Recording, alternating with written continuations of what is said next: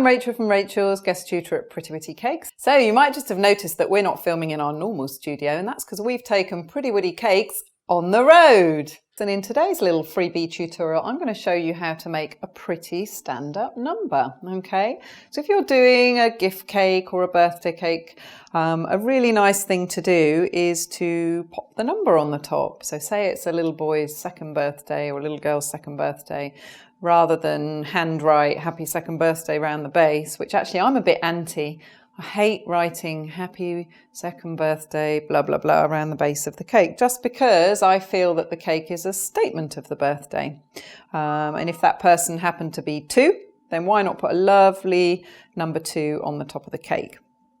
So there's different ways of doing your stand-up numbers, and you can get all sorts of different lovely number cutters on the market. So I have a set here. Let's twiddle them around for you. It's a lovely 1, 2, 3, 4, and I go all the way up to 0 with that, so we can get all the numbers. And these are really good. These are really good. They're made from plastic, and they cut out a really nice big size number. So using a cutter is the easiest way to make your stand-up number. And you can see here that I've already pre-cut a number 2. Now I've used floral paste to do this, the paste that dries really, really nice and firm and hard. And I've cut this out and it's really nice and dry now. It's not going to flop over, it's going to stand up. And when I roll my floral paste to make that shape for my stand-up number, you're going to want to roll it out quite thickly. Not too thick, but much thicker than you would roll it if you were making a little flower, for example. So if I'm not going to cut another one out, I'm just going to show you. There's a nice thickness there of about 3 millimeters, I would say. And you can see that if you look on the edge of my number 2, that I've gone nice and thick. And that's because we don't want it to break really easily. And it also needs to have a certain amount of rigidity. So it's going to stand up on our cake. Okay, so cut out your number, whatever your preferred number is.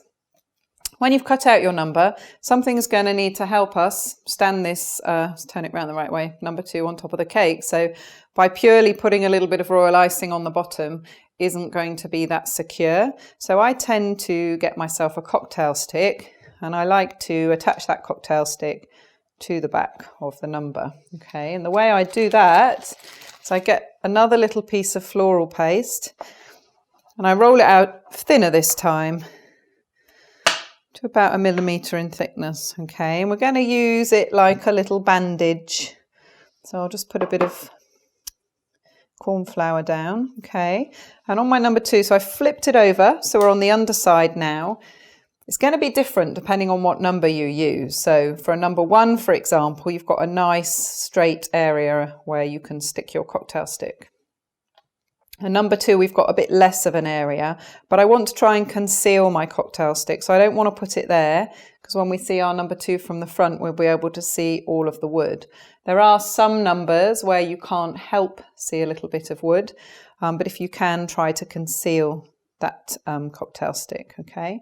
When you've chosen where you're going to put it, get a knife and just cut a little bandage. When I say bandage, I mean like a little strip. Let's cut the end off. And what I want to do is just test that bandage and make sure that when it's gone over the stick, I can't see any overhang. So you can see there's a little bit of overhang. So I might just trim that off like that, so it fits over my stick. And then using some edible glue, I'm just going to paint the back. I'm also going to paint the stick all the way around. And then I'm going to pop my stick back on, and then my little bandage, so hold it nice and flat against the number. My little bandage is going to go up and cover the cocktail stick. And then using your fingers, just try to squish down either side of the stick, even your nails if you've got them. If you don't have good nails, you could maybe just use the edge of a knife. So just make sure that you've pressed it down really nice and securely, both sides of that cocktail stick. Okay, and then you're going to need to leave that probably overnight or for a good few hours until it's really, really dry and secure.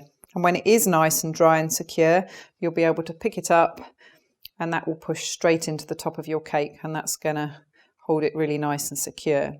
Depending on your number, like a number 1 doesn't have much surface area that's going to touch the cake.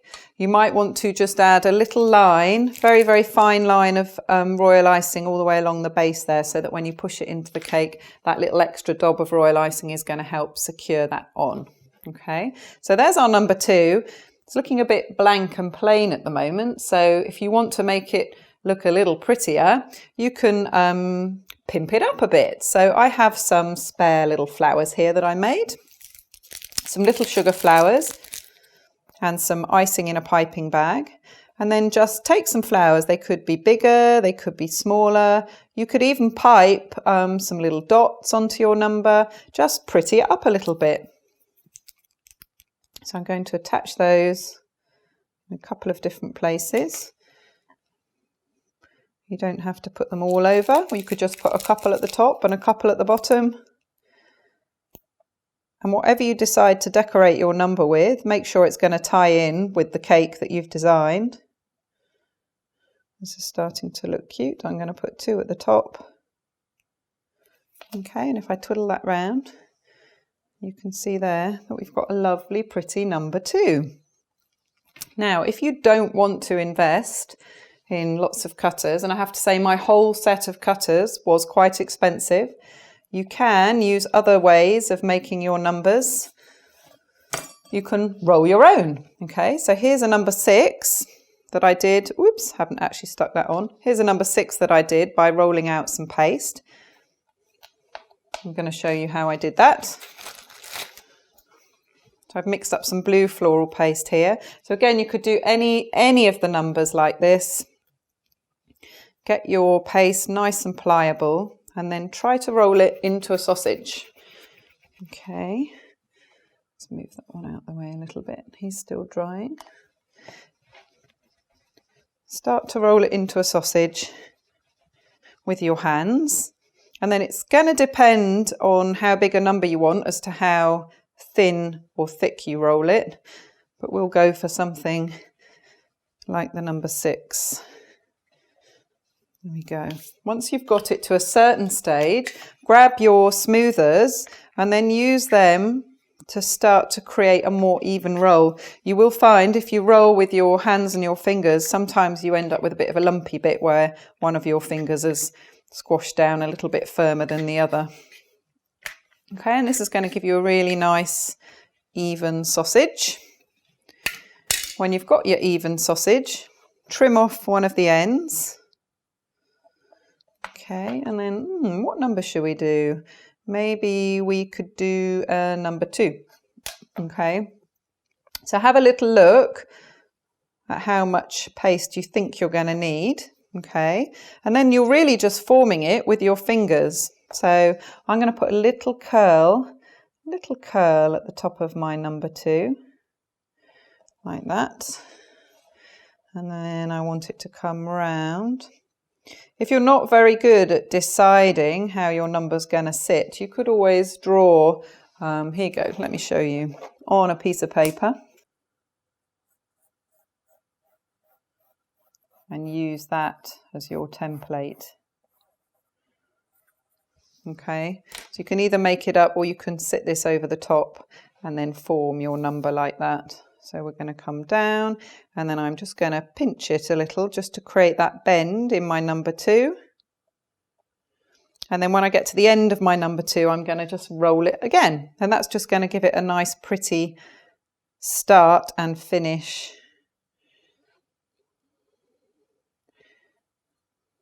Okay, and then on those little rolls, I'm going to put the tiniest dob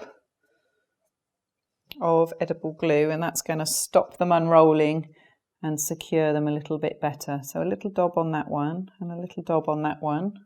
And then if you just squeeze them together again, they should stay nicely in position. So make sure it's looking exactly how you want it to look. There you go, let's twiddle that round. So there we've got a nice number 2, and I've done that in exactly the same manner as I did this little number 6, okay? And I've just pushed my cocktail stick straight into that soft floral paste and created our number 6. So in the same manner, if you wanted to pretty it up a little bit more, you could grab a little flower and attach that to your number. Or when it's nice and dry, you could even, let's just come unstuck a little bit, squish him down. You could even take your piping bag and add some little pin dots all the way around. Do remember you're going to need to let all of this piping dry completely before you go to put it on the cake.